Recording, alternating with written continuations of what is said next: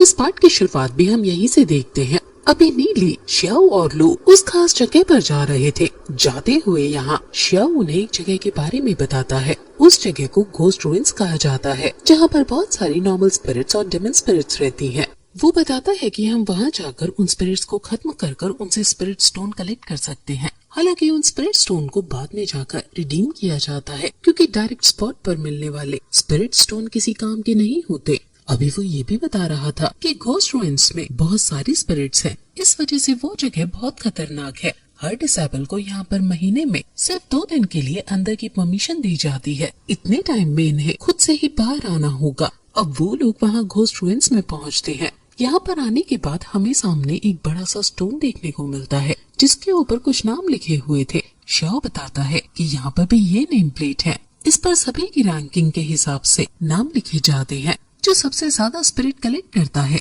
उसका नाम टॉप पर आता है। अभी यहाँ पर ऊपर लॉन्ग का भी नाम लिखा हुआ था। हमें जानने को मिलता है कि उसने इस महीने में सिर्फ 2 दिन यहाँ पर 30,000 डेमन स्पिरिट्स को खत्म किया है। ये देखकर अभी लू कह रहा था कि उसका नाम तो यहाँ भी बहुत ऊपर है, लेकिन कोई बात नहीं, अब हम यहाँ आ गए हैं, इसलिए अब यहाँ भी हम उसे पीछे छोड़ देंगे। वैसे लू अभी ये सोचकर खुश था कि यहाँ पर बहुत सारी डेमन स्पिरिट्स हैं। इसका मतलब इनसे उन्हें बहुत सारे स्पिरिचुअल स्टोन मिल सकते हैं, क्योंकि 1000 स्पिरिट्स को खत्म करने पर 30 स्पिरिचुअल स्टोन्स मिलते हैं। अब तभी श्याओ उससे कहता है कि उसे इतना एक्साइटेड भी नहीं होना चाहिए, क्योंकि ये जगह जितनी अच्छी है उतनी खतरनाक भी है। अभी वो जहाँ खड़े हुए हैं उस जगह के मुकाबले जहाँ वो जाने वाले हैं वो जगह बहुत डेंजरस है। श्याओ कहता है कि वहाँ पर सिर्फ डेमन स्पिरिट्स ही हमारा टारगेट नहीं होंगी, बल्कि वहाँ हमें हमारे ही साथियों से भी बचना होगा, क्योंकि वो स्पिरिट स्टोन्स के लिए हम पर भी हमला कर सकते हैं। साथ ही श्याओ ये भी बताता है कि सामने बने इस पोर्टल के अंदर जाने के बाद की जगह बिल्कुल अलग है और शायद वो अलग अलग जगह पर भी टेलीपोर्ट हो सकते हैं। अब इतना सब बताने के बाद अब वो तीनों ही वहाँ उस पोर्टल में जंप कर देते हैं। वैसे उनके जाने के बाद यहाँ पर अभी हम एक दूसरे लड़के को आता हुआ देखते हैं। वो अभी अपने साथी से कह रहा था कि तुम तैयारी कर आए हो ना, जिस पर उसका साथी कहता है कि हाँ, आप मुझे बाकियों की तरह कमजोर मत समझिए, ये बच्चे मेरे लिए कुछ भी नहीं है, इन्हें मैं बहुत आसानी से हरा सकता हूँ। इसके बाद वो लड़का वहाँ से चला जाता है और अपने साथी को उस पोर्टल में भेज देता है। वैसे उसके जाने के बाद अब वहाँ पर वन लिंग आता है। वो भी अभी अपने 4 साथियों को अपने साथ लेकर आया था। वन लिंग उनसे कह रहा था कि श्याओ पूरी तैयारी कर आया है, लेकिन हम भी कम तैयारी के साथ नहीं आए हैं। इसके बाद वो उन 4 को एक साथ वहाँ उस पोर्टल में भेज देता है और फिर यहाँ से सीन चेंज होता है। अब हमें उन 2 मास्टर्स को दिखाया जाता है, जिन्हें पिछले सीजन में भी कई बार इसी तरह गेम खेलते दिखाया गया था। अभी यहाँ उस गेम को खेलते हुए भी उन दोनों की वहाँ घोस्ट रुइन पर पूरी नजर थी। अभी उनमें से एक मास्टर कह रहा था कि वो तीनों फिर से प्रॉब्लम में फंसने वाले हैं, क्योंकि उनके पीछे बहुत सारे लोग पड़े हुए हैं। अब यहाँ से एक बार फिर सीन चेंज होता है और इस बार हम वहाँ घोस्ट रुइंस के अंदर आ जाते हैं, जहाँ हम देखते हैं कि अभी नीली आगे बढ़ रहा था। तभी वहाँ उसके सामने एक टेम्पल टाइप की चीज दिखती है। जब वो उस जगह पर एंटर करता है तो उसे सामने बहुत सारी डेमन स्पिरिट्स दिखती हैं। वो डेमन स्पिरिट्स उसे देखते ही उस पर हमला करने लगती हैं, लेकिन नीली भी तुरंत डेमन फॉर्म में आता है और फिर फायर ब्लास्ट रिलीज करते हुए उनमें से कई सारे स्पिरिट्स को खत्म कर देता है। अब जैसे ही वो स्पिरिट्स डिस्ट्रॉय हो जाती हैं, तो उनकी बॉडी से बहुत सारे स्पिरिट स्टोन्स वहाँ नीचे गिर जाते हैं। इन सभी को नीली ने एक बैग के अंदर रख लिया था। वो कह रहा था कि इन स्पिरिट्स को मारना और स्पिरिट स्टोन्स कलेक्ट करना कितना आसान है। फिर आखिर शाओ क्यों कह रहा था कि यहाँ पर संभल कर रहने की जरूरत है। वैसे अब वो उन स्पिरिचुअल स्टोन में से एक स्पिरिचुअल स्टोन को अपनी स्पिरिचुअल रिंग में रखने की कोशिश करता है, लेकिन ऐसा करने से वो स्पिरिट स्टोन अपने आप ही मेल्ट हो जाता है। अब ये तो वो समझ गया था कि वो इन स्पिरिट स्टोन को स्टोरेज रिंग में नहीं रख सकता, इसलिए अब वो उस बैग को ही एक तरफ लटकाते हुए उन स्पिरिट्स को खत्म करने लगता है। वो अभी बहुत स्पीड में सभी स्पिरिट्स को मार रहा था और वो सभी स्पिरिट्स भी अभी उस पर हमला करने के लिए आ रही थी, जिससे नीली को उन्हें खत्म करने में आसानी हो रही थी। अभी बीच बीच में वो कई बार अपने स्पिरिचुअल एनर्जी से बने टॉर्नेडो का भी इस्तेमाल करते हुए उन सभी स्पिरिट्स को एक जगह पर गैदर करता है, जिससे उसका टाइम बचता है और वो उन सभी स्पिरिट्स को भी एक साथ मार देता है। अब ऐसा करने की वजह से वहाँ पर स्पिरिट स्टोन्स की बारिश हो रही थी, जिन्हें नीली उस बैग में रखते जा रहा था। तभी एक जिंदा स्पिरिट भी उस बैग में चली जाती है, लेकिन नीली ने उसे भी उसी बैग के अंदर ही खत्म कर दिया था। हम देखते हैं कि उसने जो छोटे छोटे स्पिरिट स्टोन्स कलेक्ट किए थे वो कंबाइन होकर अब बड़े बड़े स्पिरिट स्टोन्स में बदल गए थे। नीली कह रहा था कि मैंने इतनी जल्दी पूरे 20 बड़े स्पिरिट स्टोन कलेक्ट कर लिए, लगता है टाइम खत्म होने तक तो मैं लिस्ट में टॉप पर आ जाऊंगा। अब उसने उस बैग को उठा लिया था और आगे बढ़ने लगा था। वो कह रहा था कि एक बड़ा स्पिरिचुअल स्टोन 30 छोटे स्पिरिचुअल स्टोन के बराबर होता है और इस वर्ल्ड में उसे अभी स्पिरिचुअल स्टोन की सबसे ज्यादा जरूरत है, क्योंकि इससे उसका कल्टीवेशन बढ़ सकता है। वैसे अभी वो आगे बढ़ रहा था क्योंकि यहाँ पर कोई भी डेमन स्पिरिट नहीं बची है, लेकिन अब आगे बढ़ते हुए उसे बहुत पावरफुल एनर्जी महसूस होती है। अब जब वो पीछे मुड़कर देखता है तो वहाँ पर आसमान एक पोर्टल ओपन हो रहा था, जिसके अंदर से एक आदमी बाहर आता है। वो आदमी आते ही नीली की तरफ अपनी एनर्जी रिलीज करता है। अभी नीली ये देखकर सोच रहा था कि क्या ये मुझे अपनी पावर दिखाने आया है। तभी वो आदमी कहता है कि क्या तुम ही नीली हो। अब नीली अपना नाम मूरोंग बताता है। मूरोंग नाम सुनकर नीली थोड़ा सा हैरान हो गया था, क्योंकि इस लड़के का नाम वहाँ बाहर उस स्टोन पर टॉप पर लिखा हुआ था। नीली सोच रहा था कि आखिर इसे मेरा नाम कैसे पता और ये यहाँ पर आया क्यों है, लेकिन अब इतने में ही वहाँ पर एक दूसरा लड़का आता है जो मूरोंग को सीनियर कहकर बुला रहा था। वो कहता है कि ये नीली है और इसने अभी अभी यहाँ न्यू ज्वाइन किया है, लेकिन फिर भी ये सीनियर्स की बिल्कुल भी रिस्पेक्ट नहीं करता।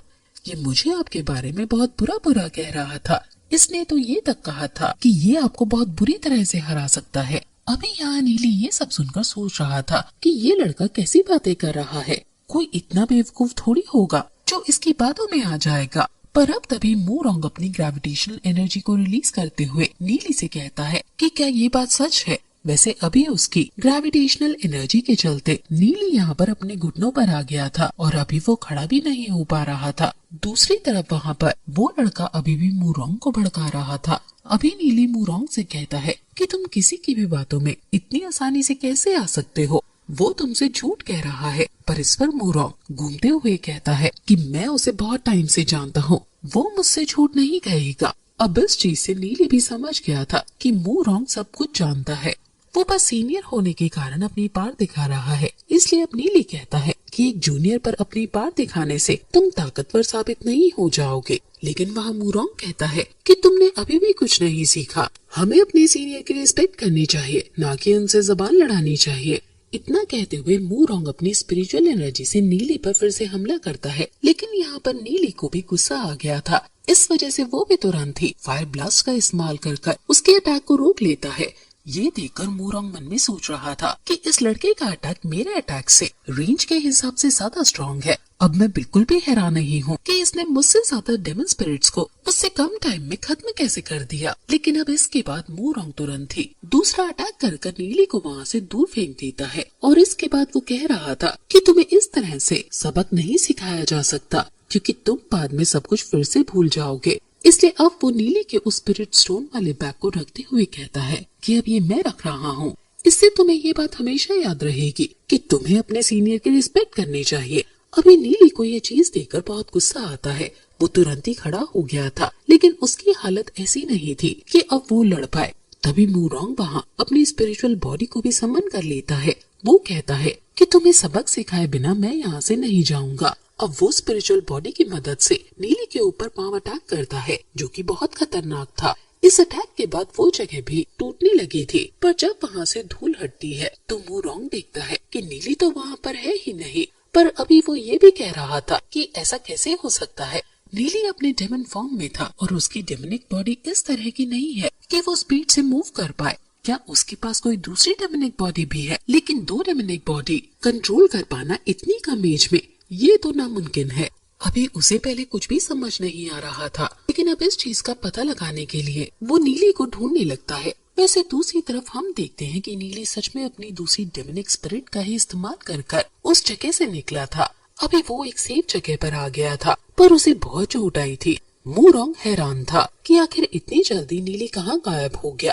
तभी वो लड़का जो कि पहले मूरोंग को भड़का रहा था, वो कहता है कि सीनियर आप चिंता मत कीजिए, वो इतनी जल्दी यहाँ से ज्यादा दूर तक नहीं जा सकता। मैं भी आपकी मदद करता हूँ उसे ढूंढने में, हम उसे बहुत जल्दी ढूंढ लेंगे। लेकिन अब तभी मूरोंग यहाँ पर पीछे आता है और उस लड़के को लात मारते हुए दूर फेंक देता है। वो कह रहा था कि मैं जानता हूँ कि तुम मेरा इस्तेमाल कर रहे थे उस दूसरे लड़के से बदला लेने के लिए, लेकिन तुम मुझे इस तरह से यूज नहीं कर सकते। इसके बाद मूरोंग फिर से उस लड़के को लात मारता है और नीचे गिरा देता है और अब उसके पास आकर उसके चेहरे पर पैर रखते हुए कहता है कि अगली बार से ऐसी कोई गलती मत करना।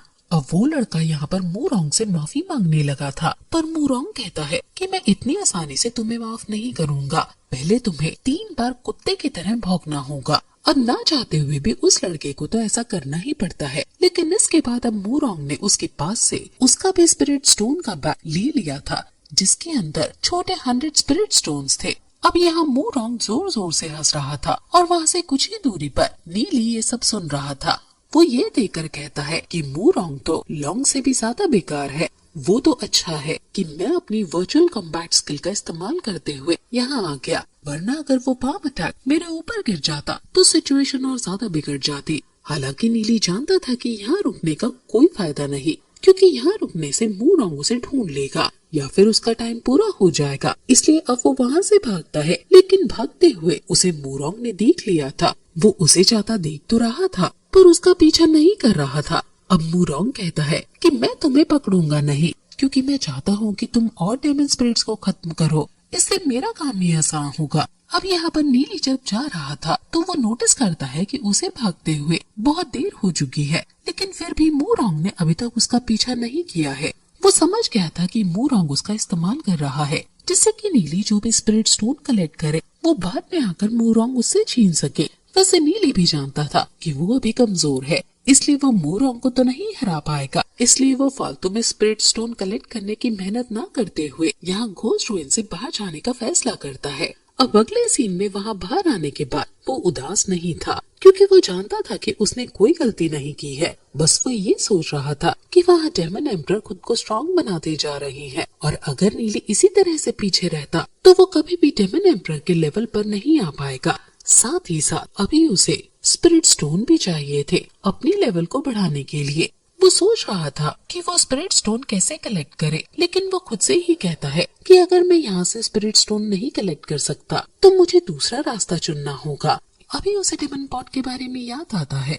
वो कहता है कि अब मैं समझ गया कि मुझे क्या करना है, लेकिन मैं नहीं चाहता कि उसके बारे में ज्यादा किसी को पता चले। मुझे सब कुछ सीक्रेटली करना होगा। वैसे इस चीज में मेरी सिर्फ एक ही पर्सन मदद कर सकता है। अब इसके बाद वो वहाँ से सीधा ही बाइक के पास चला जाता है और फिर ये पार्ट यहीं पर एंड हो जाता है। इसका अगला पार्ट आपको चैनल पर बहुत जल्दी मिल जाएगा।